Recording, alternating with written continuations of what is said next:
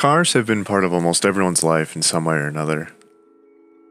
Most people just see it as a means of getting from point A to point B, but I love everything about them.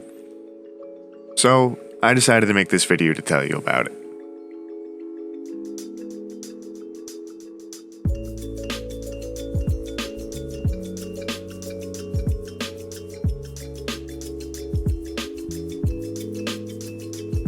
I'm going to start off by trying to cast a pretty wide net.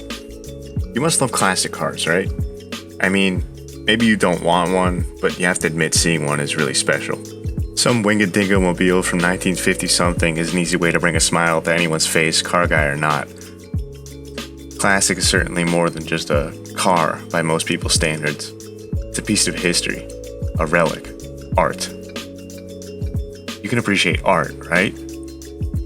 Incredible body lines, a beautiful engine bay, analog dashboard designed and catered for a driver.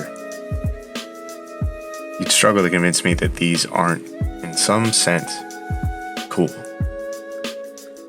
But at my age, it's pretty rare to be able to afford a nice example of a classic sports car. Especially something like this.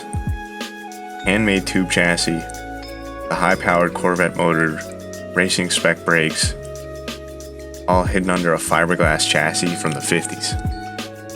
But I think nearly every car enthusiast will tell you that a car's age, condition, performance, trim level, or anything else doesn't matter. Any car can be enjoyable to drive. A fast car can push your chest into the seat like you're on a roller coaster. Going through a tunnel just to hear the sound of your exhaust is always fun. But rolling through the gears on a slow drive can be just as enjoyable. Even in terrible weather, you can always have some good fun in a really snowy parking lot. One reason that I really wanted to get into cars is I wanted to learn how to maintain and improve them. Sometimes working on cars is a lot of work, and sometimes it's a lot of money. But it almost always pays off in some way. You don't really even need to know what you're doing either. Plenty of people in the car community are always willing to help you. The friends I made through cars are some of the best I've ever had. Everyone is so willing to help because they want to see you back on the road and driving with them. But driving with people is just a fraction of it. There's always so much to do in the automotive world. A few weeks ago, I had the chance to go to the 508 International Winter Autocross. It was pretty much just a day of hot laps on a snow-covered dirt track.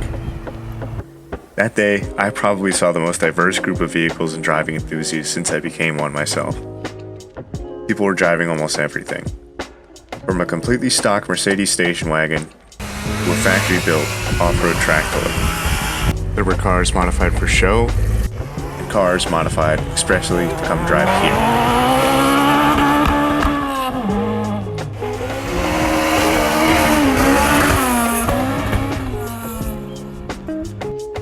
Quite a few people brought their unmodified SUVs out, but despite having roughly the same performance, every driver seemed to be a little bit different, and some drove a lot harder than others. The more interesting contrast is how a group of guys brought the exact same kind of truck, but each of them drove it completely differently.